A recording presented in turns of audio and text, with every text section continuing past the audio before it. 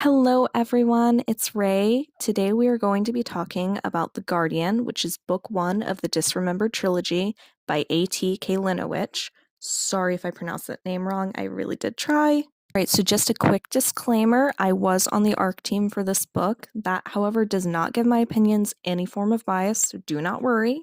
Okay, so what is this book about? Over the past 1,000 years, Apollo has pursued what he thought was a minor mystery, one he thought he had time to unravel. When he saves Gianna from imminent death, he gains a protege and an alarming clue that changes everything. But will it be enough to outwit the hidden forces bent upon stopping them from discovering a secret to humanity's hidden past? You'll have to read that to find out for yourself, my friends. This is a paranormal fantasy story with a great mystery, well-written characters, beautiful prose, and imagery being described to where you can see how pretty it is in your mind. The book is set, I believe, during the late 18th century. It's a little confusing to understand how many years passed, though, because there are a lot of time skips. I do know the end takes place at the beginning of the French Revolution. It takes place in many different countries, but mainly Italy and France, if I remember correctly. There are many likable characters, though for me, Apollo was the best character, and I loved him since the very beginning. Gianna, on the other hand, took me a little bit of time to warm up to her, though I do like her now. I would suggest possibly reading some works of Voltaire, as well as reading 1001 Nights and Beowulf, just possibly for a little bit of understanding, a little bit better understanding, I mean, and also because it's really cool to read stories that are mentioned in other stories, or at least I think it is.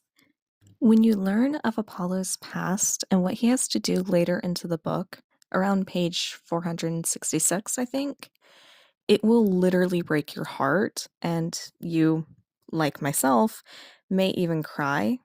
It really made me want to wrap him up in a blanket and give him a hot cocoa and tell him everything would be okay. The ending of this book left me like really, really, really, really excited for the next books in the trilogy, and honestly, they could not come out soon enough. All right, next up is like my favorite line in the book. Well, at least it's the one line that doesn't contain a spoiler per se. And it is innocence always perishes, even under the gentlest caress of knowledge, which that is found in the prelude, but I forgot which page number.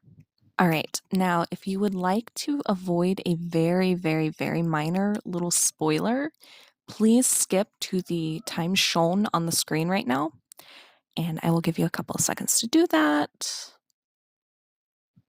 Okay, so I would have liked for there to be an explanation for why the vampires are not experiencing any effects from the drugs they give or inject into the humans, since that would enter the human's bloodstream and the vampires are drinking said blood, yet they don't have any adverse effects. I just would have liked an explanation for that. It was very confusing because, I would have expected for there to be some sort of effect. All right, now that that spoiler part is over, we have a conclusion. So I gave The Guardian 4 stars. It is a story about vampires that is not like most stories about vampires.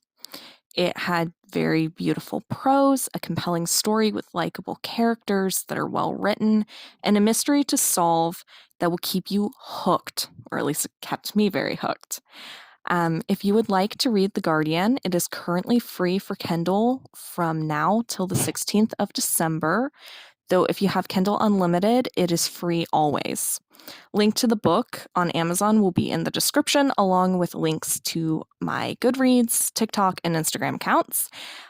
So until next time, happy reading, everyone. Bye bye.